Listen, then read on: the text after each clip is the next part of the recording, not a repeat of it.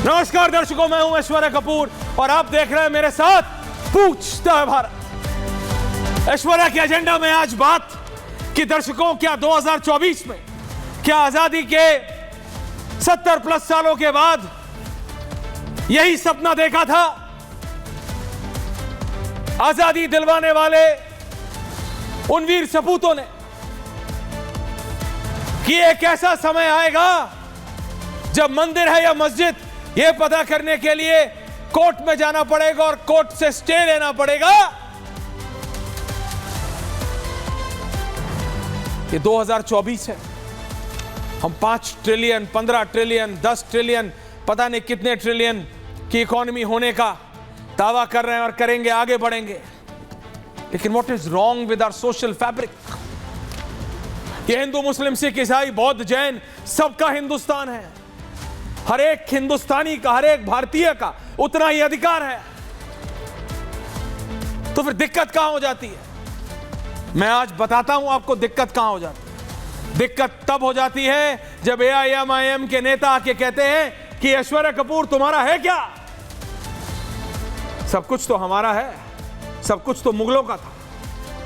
मुगलों से आपका क्या मतलब? मुगल आक्रांता थे, लेकिन जो मुगलों ने किया, क्या आज उसका बदला कोई लेना चाहता है? नहीं। लेकिन हर कोई अपने रूट से कनेक्ट होना चाहता है, हर कोई असलियत जानना चाहता है, हर कोई समझना चाहता है कि आखिरकार असलियत है क्या। पूछता है भारत। एक एक भारतीय पूछता है कि असलियत है क्या।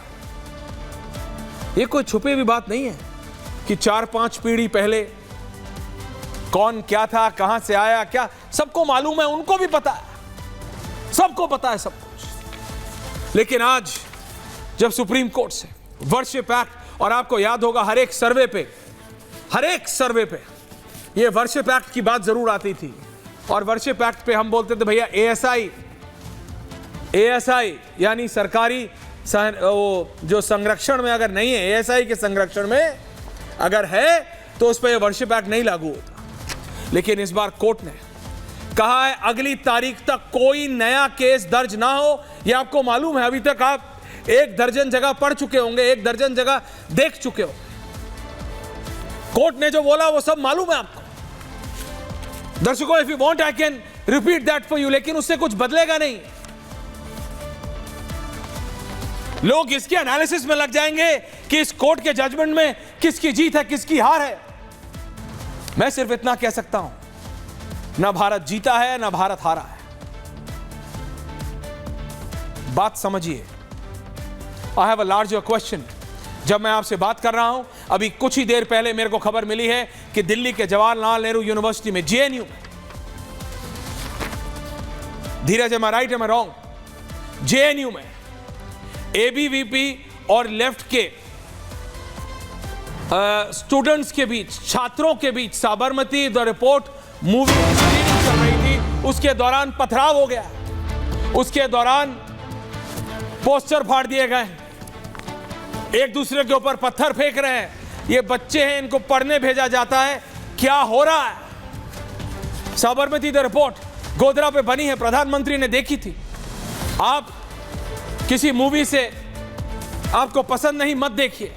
जो देख रहा है उसको देखने दीजिए। हमें तो यही था भैया, हमें तो यही पढ़ाया गया था। आप हर किसी को जो आपकी पसंद है ना अपनी पसंद सब पे थोप सकते हो और ना अपनी नापसंद सब पे थोप सकते हो। Can I go back on my debate? यह सिर्फ एक इंसिडेंट है।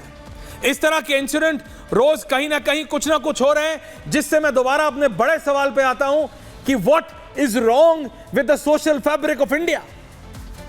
इसका मतलब हमारे पूर्वज, हमारे बड़े बूढ़े इस बात की दुहाई देते थे, गर्व से बोलते थे कि ये भारत है, यहां हिंदू, मुस्लिम, सिख, ईसाई, बौद्ध, जैन सब शान से रहते हैं, सब प्रेम से रहते हैं, सब सद्भाव से रहते हैं, सब शांति से रहते हैं। What have we come down to? मैं पूछ रहा हूं सत्ता में बैठे हुए लोगों से भी और विपक्ष से भी, क्या फायदा 5 ट्रिलियन, 10 ट्रिलियन, 15 ट्रिलियन की इकोनॉमी बना के अगर आपके और आपकी पड़ोसी की बनती नहीं? क्या फायदा एप्पल का आईफोन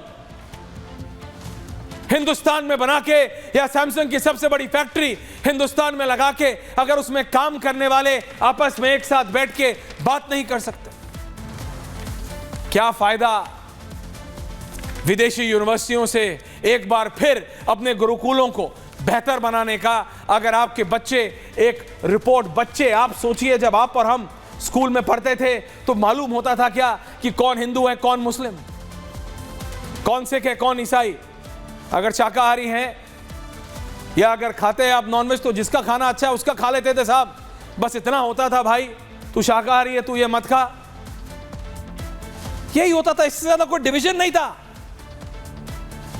अभी स्कूल कॉलेजों में यूनिवर्सिटी में पत्थरबाजी हो रही है एक पिक्चर के ऊपर लेके, व्हाट हैव वी बिकम। और इसका इतनी आसानी से उंगली सिर्फ नरेंद्र मोदी पे मत उठा दीजिएगा।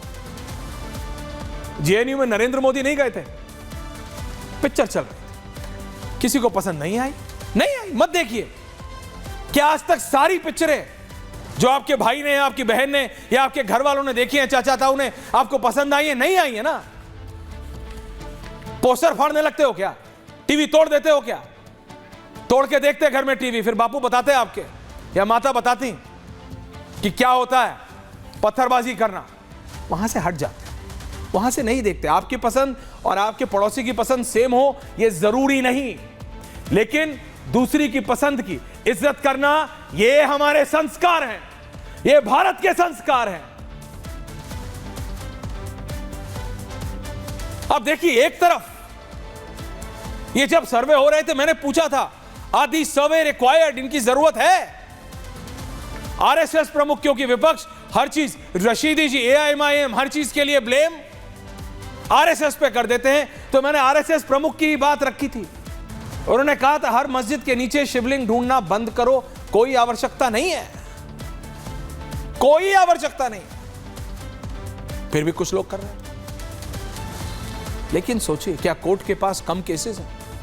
आप बताइए, क्या इस देश में कम लोग परेशान हैं? कोर्ट में कम परेशान है क्या?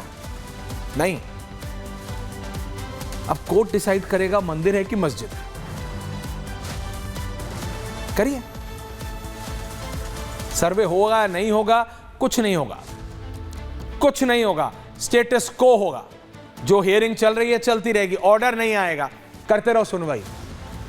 वो पिक्चर थी ना जिसमें डायलॉग था तारीख पे तारीख पे तारीख, तो वो रियलिटी होगी। और कोर्ट ने कहा है कि तारीख पे तारीख पे तारीख होगा, क्योंकि रिजल्ट नहीं आएगा गुरु, ऑर्डर नहीं आएगा। इंट्रोस्पेक्ट, सोचिए, कुछ तो सोचिए। बड़ी बड़ी गाड़ियों, बड़े बड़े घरों में रहने से कुछ होगा नहीं। देश किस मोड़ पे आके खड़ा है, इसकी जिम्मेदारी सबकी है, सबकी। जैसे मैं बोलता हूं, संसद चलाने की जिम्मेदारी सबकी है। हुड़दंग मचाओगे, मुखौटे पहनोगे, कार्टून बाजी करोगे और फिर बोलोगे संसद चलाओ, तो नहीं चलती।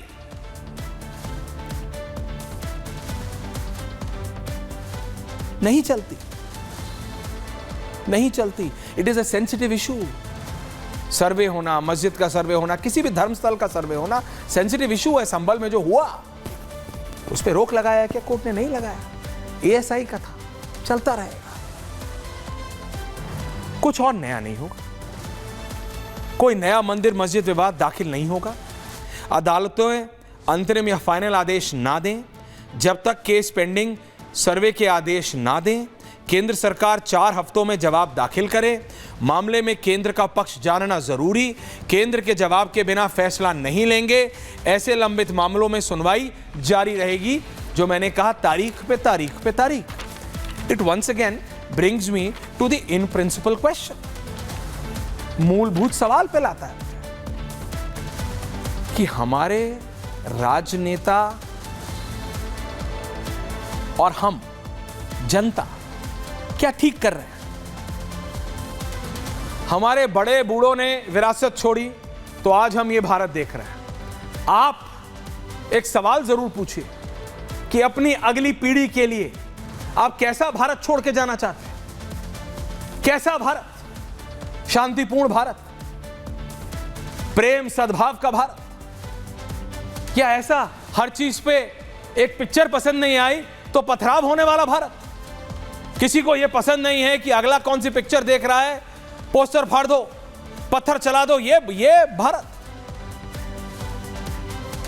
भाई, इस देश में हिंदू मुसलमान हमेशा से शांति से जीते आए हैं। एक ऐसा ताना बाना है जो बुना हुआ है, उसको कौन तोड़ रहा है? उस फॉल्ट लाइन को, जैसे मैं कहता हूं, उस जख्म को, जख्म है, ऐसा नहीं है, मैं नहीं कह रहा जख्म नहीं है, लेकिन उस जख्म पे मरहम लगाना है, नासूर नहीं बनाना है। आचार्य जी आ जाइए, मेरे सारे पैनलिस्ट आ जाइए प्लीज। ये जख्म को नासूर कौन बना रहा है? कौन कुरेद रहा है? कौन कुरेद रहा?